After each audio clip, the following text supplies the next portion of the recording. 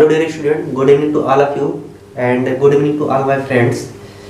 Students, class 10th की physics में पहले लेक्चर में हम लोगों ने डिस्कशन किया था प्रकाश के बारे में और प्रकाश के परावर्तन के बारे में, यानी लाइट और रिफ्लेक्शन ऑफ लाइट के बारे में हमने डिस्कशन किया था। आज हम लोग का जो नेक्स्ट टॉपिक है, सेकंड लेक्चर है, इस सेकंड लेक्चर में हम लोग डिस्कशन करेंगे प्रतिबिंब के बारे में, इमेज के बारे में। What is image? तो स्टूडेंट्स, इमेज और प्रतिबिंब तो आप लोग समझ ही रहे होंगे कि क्या मतलब है।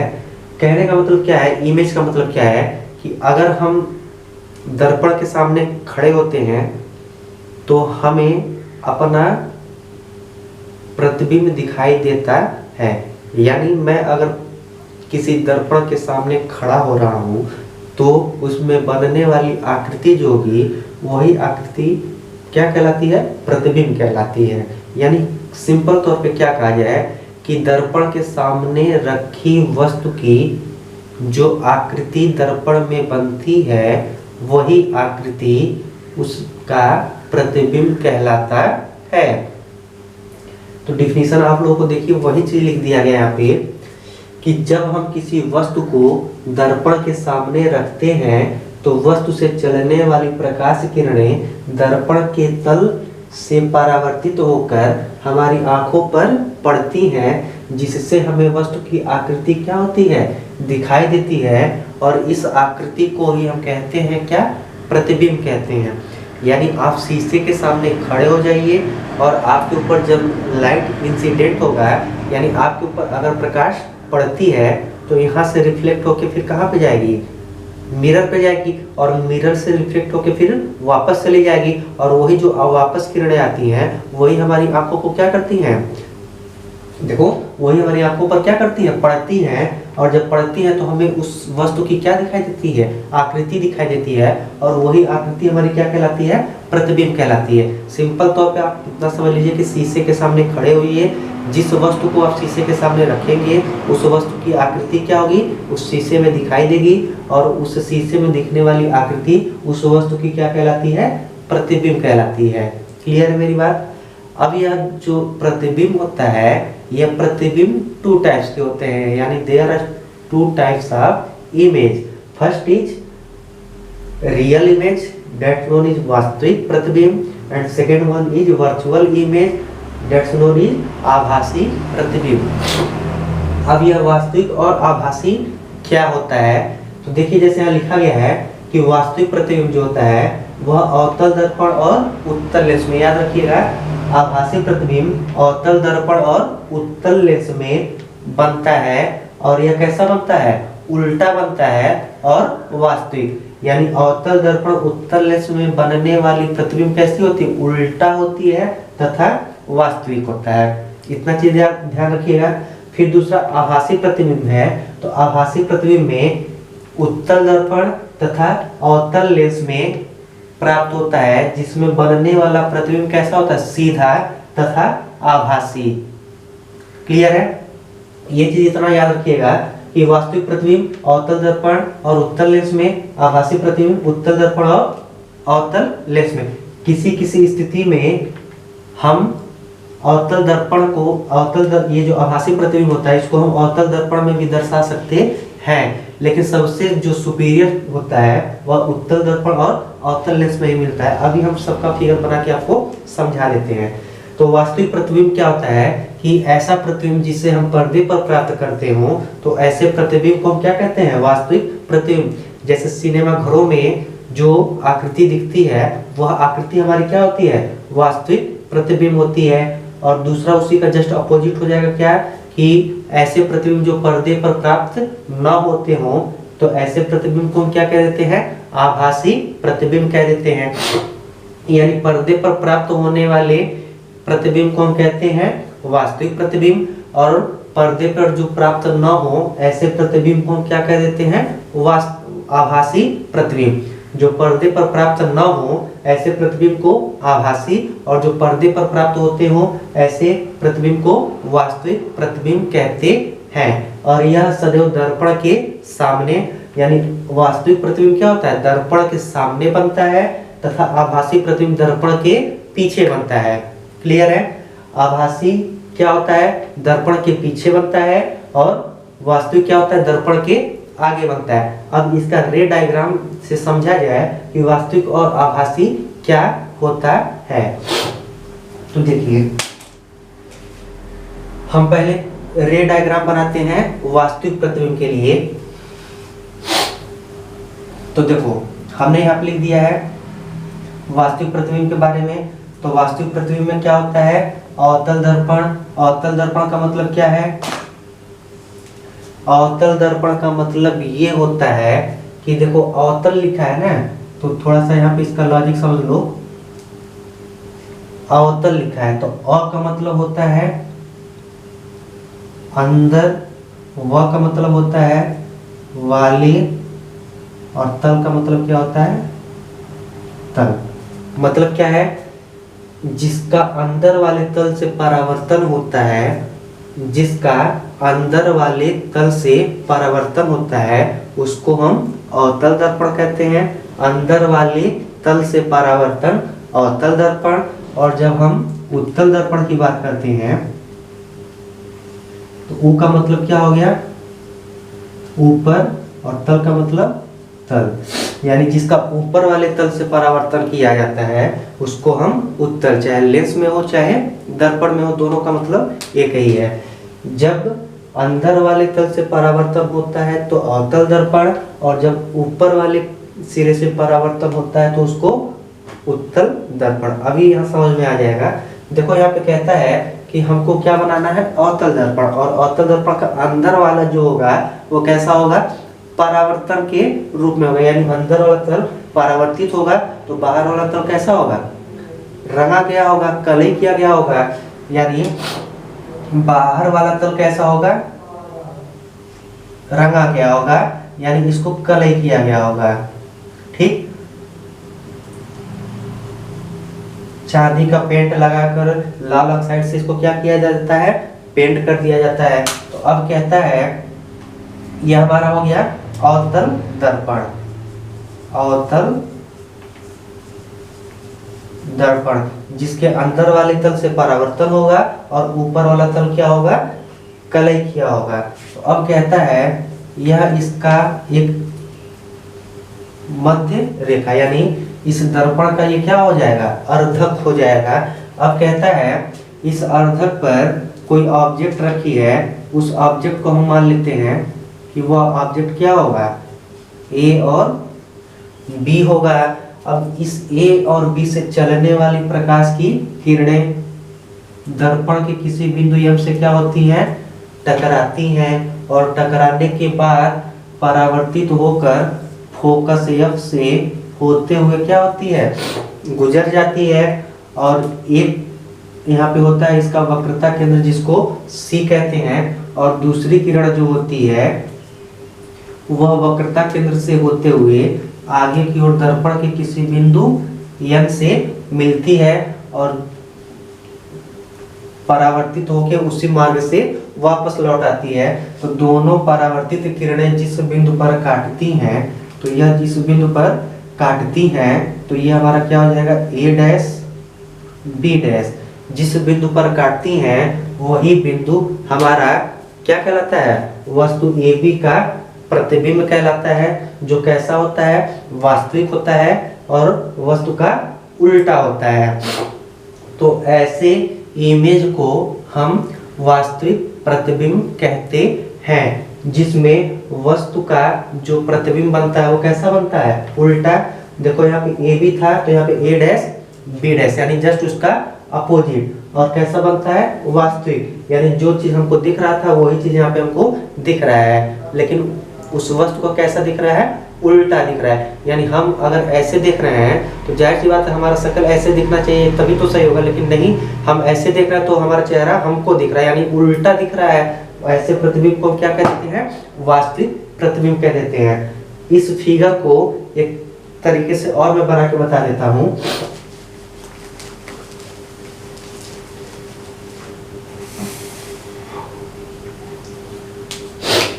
देखो, इसी फिगर को हम एक तरीके से और यहां समझा देते हैं।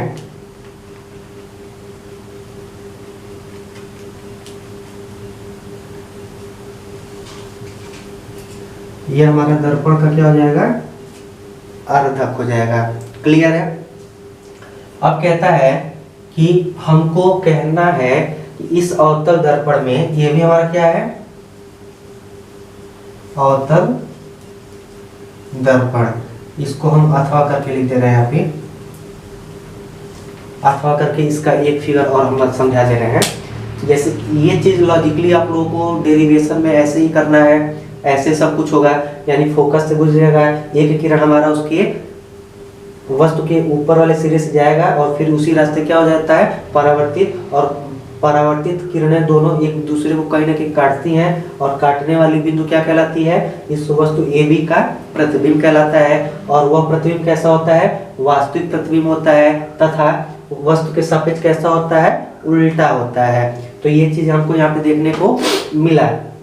अब कहता है और यह दर्पण के सामने बनता है, देखो दर्पण के आगे बन रहा है न कि पीछे, पीछे बनता तो हम कह देते वस्तु कैसा है, प्रतिबिंब उसका वस्तु का आभासी है, तो चूंकि दर्पण के आगे ही बन रहा है तो हम कह देंगे कि कैसा है, वास्तविक प्रतिबिंब है।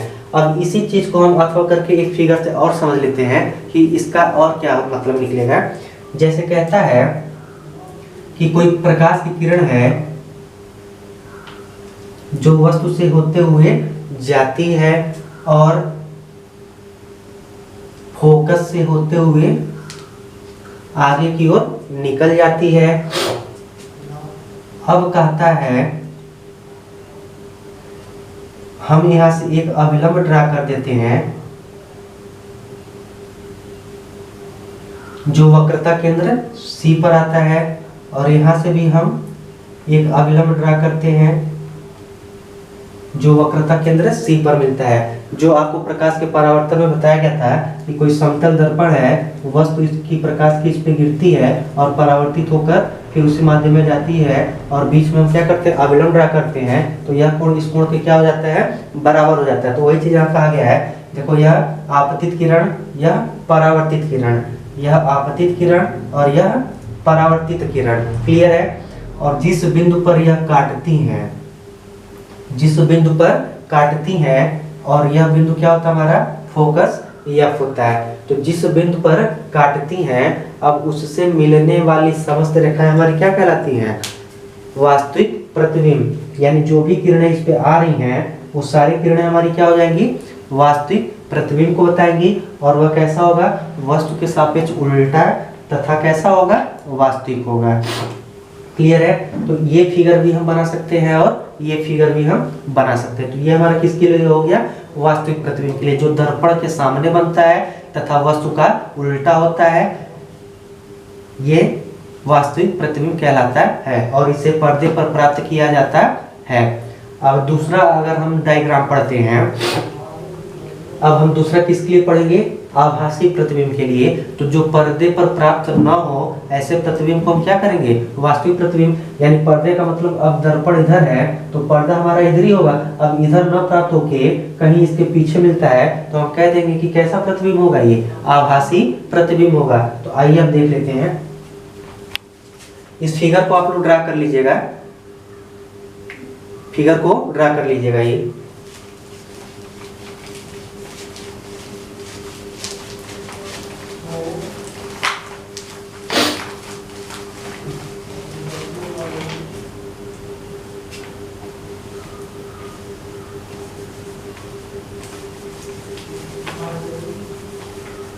अब इसी अवतल दर्पण पे ही हम आपको आभासी प्रतिबिंब बना के दिखाते हैं, और फिर ऐसे ही जैसे हमने अवतल दर्पण के लिए बनाया, ऐसे ही क्या होगा उत्तल दर्पण के लिए, कि जब प्रकाश की किरणें जाएंगी तो एक ही बिंदु पर क्या होती है, फोकस हो जाती है, और हमें बनने वाला प्रतिबिंब हमारा कैसा होता है, वास्तविक और उल्टा होता है। तो वही चीज हमारा किसके लिए हो जाएगा, उत्तल लेंस में। जब आप पढ़ाया जाएगा तो आपको बता देंगे।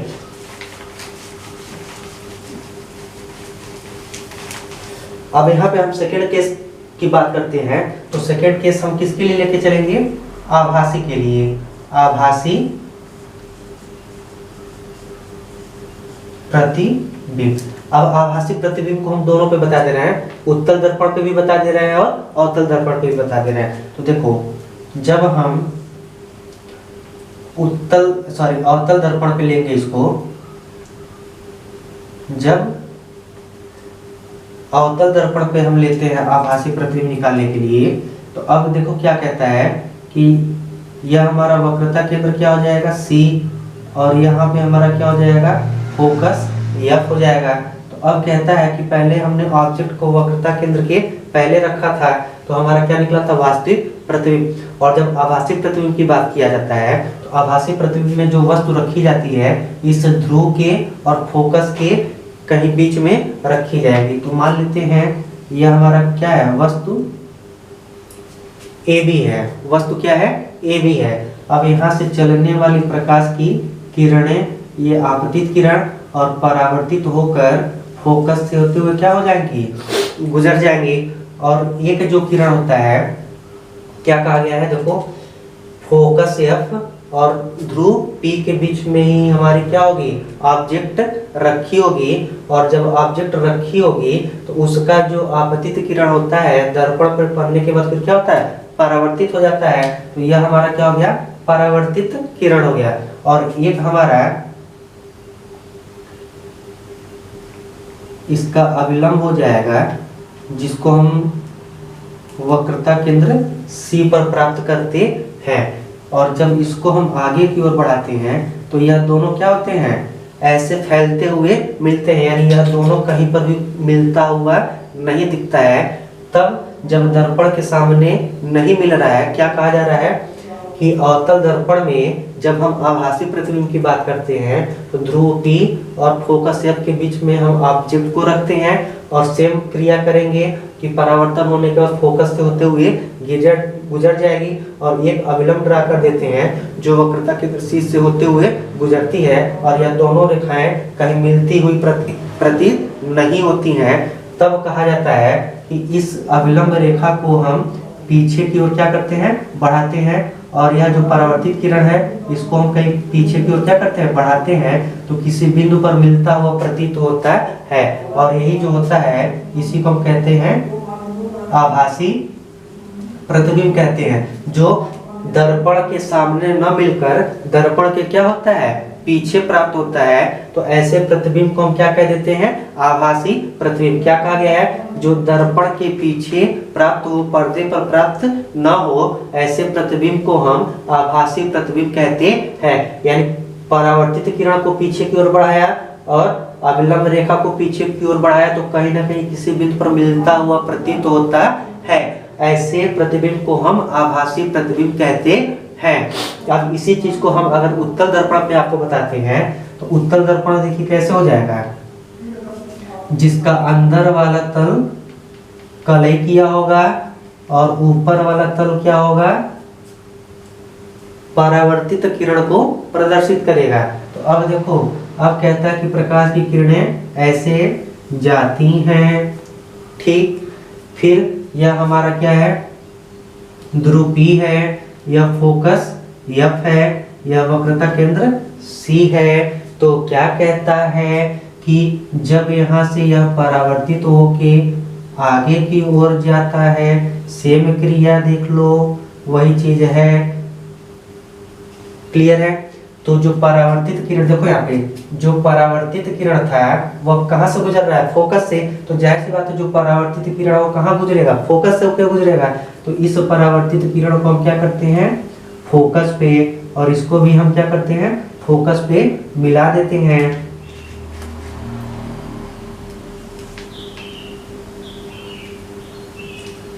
ठीक।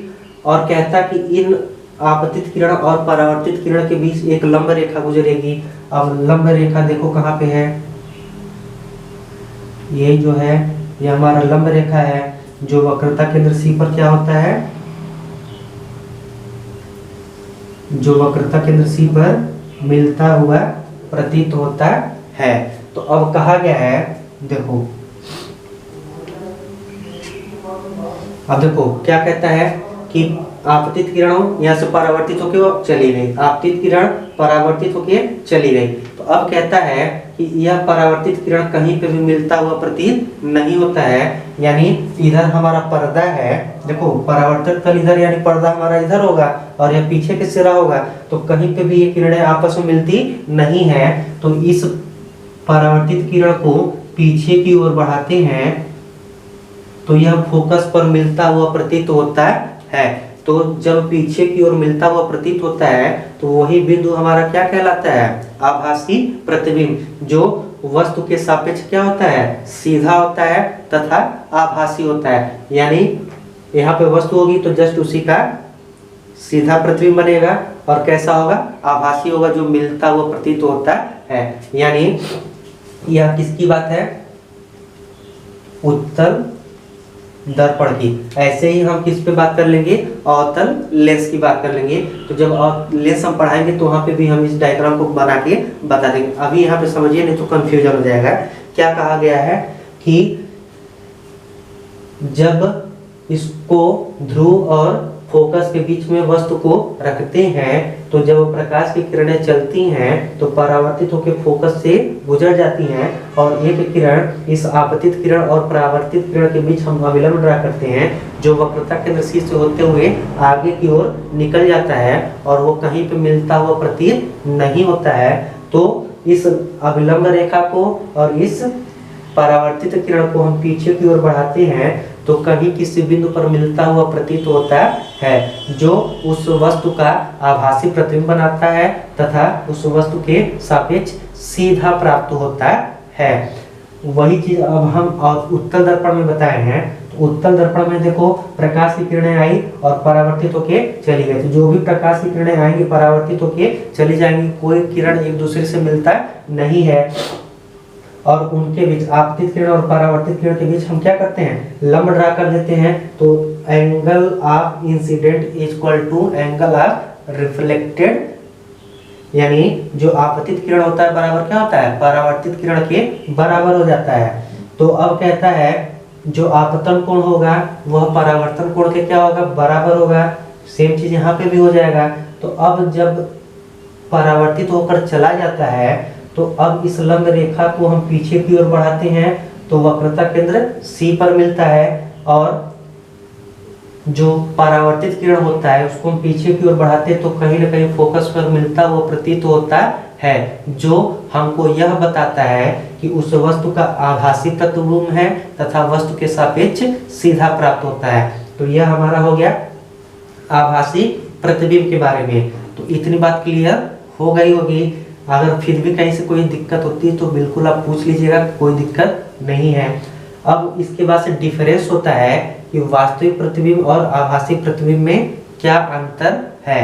तो बता ही दिया हूँ शुरू में ही कि यह अवतल दर्पण तथा उत्तल लेंस में प्राप्त होता है, पहला पॉइंट। दूसरा, यह पर्दे पर प्राप्त होता है। ये वास्तविक की बात बता रहा हूँ, यह पर्दे पर प्राप्त होता है। तीसरा, इसमें बनने वाला प्रतिबिंब वस्तु के सापेक्ष उल्टा तथा वास्तविक होता है। चौथा, यह दर्पण में सदैव आगे की ओर प्राप्त होता है। 4 पॉइंट इसमें हो गया। 4 पॉइंट आभासी में लिख दीजिएगा कि यह पर्दे पर प्राप्त नहीं होता है। दूसरा, यह दर्पण के पीछे प्राप्त होता है। तीसरा, इसमें उत्तल दर्पण तथा अवतल लेंस का प्रयोग किया जाता है। चौथा, इसमें बनने वाला प्रतिबिंब वस्तु के सापेक्ष सीधा तथा आभासी प्राप्त होता है। तो ये हमारा क्या हो जाएगा? दोनों में अंतर हो जाएगा। अब इसके बाद से जो हमारा टॉपिक है वह है विसरित परावर्तन। तो अब क्या पढ़ा जाएगा?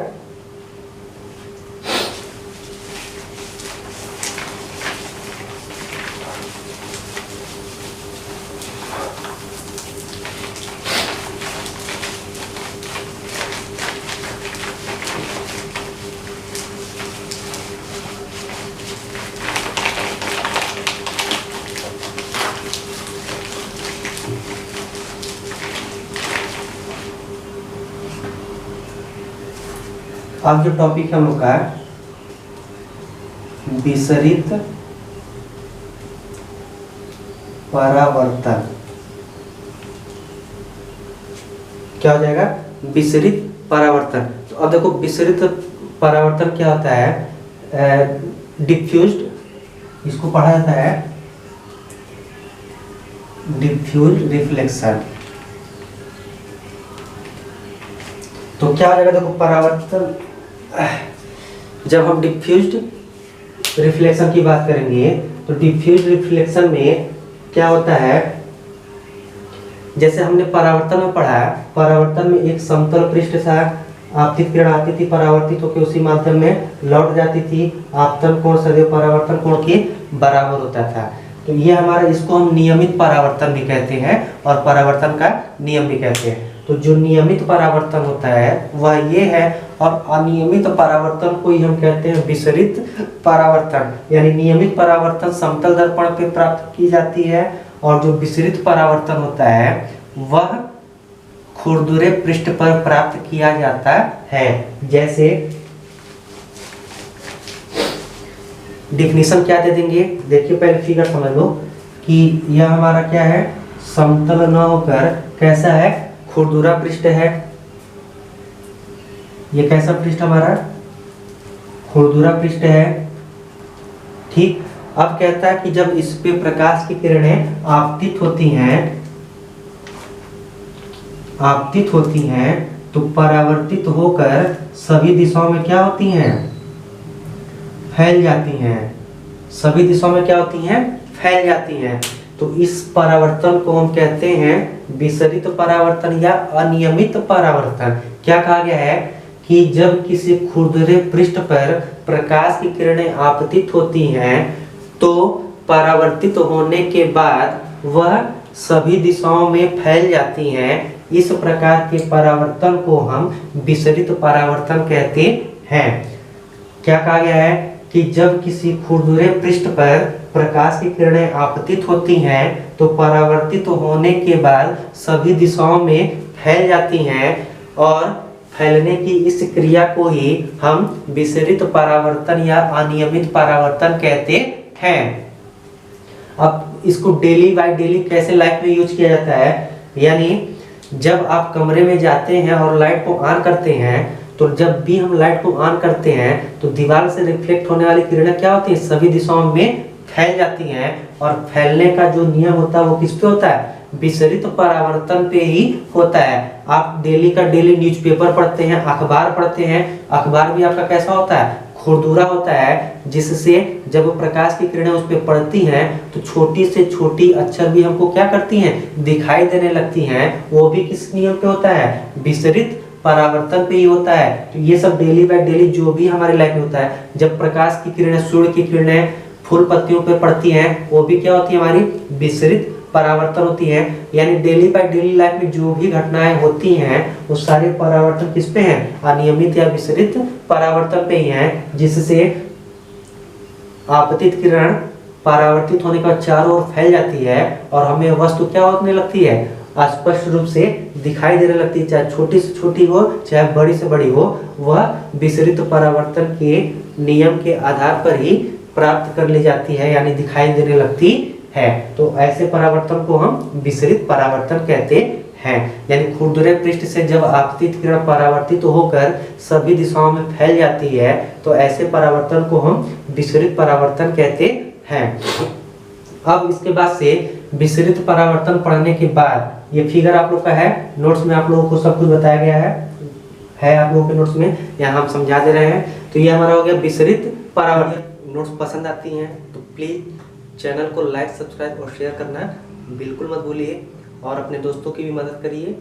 वीडियो को अधिक से अधिक शेयर करिए कि सभी बच्चे शिक्षा का उपयोग कर सकें अच्छी तरह से और अपनी तैयारी भी अच्छे से कर सकें। Thank you.